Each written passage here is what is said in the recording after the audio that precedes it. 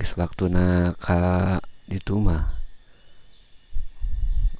kamana nya anu melukeun kunaon cenah kuring ayeuna ka kebon da ka kebon mah haratis praktis ekonomis tah gitunya kanca-kanca.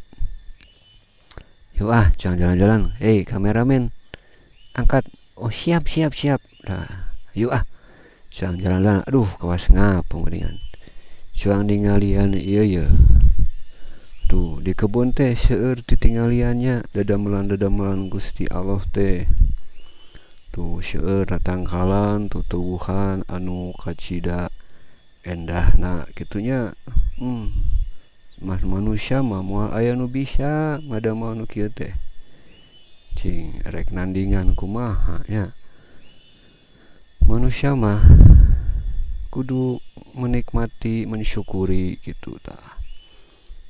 Di antara tutuhan ieu kuring pribados bade ngareview ieu ya. Tah.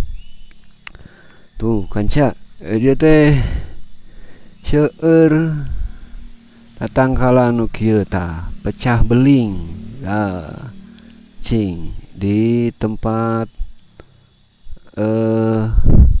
kanca-kanca aya nu akur ngaran ieu tubuhan teh da di kuring mah ieu teh ngaranna pecah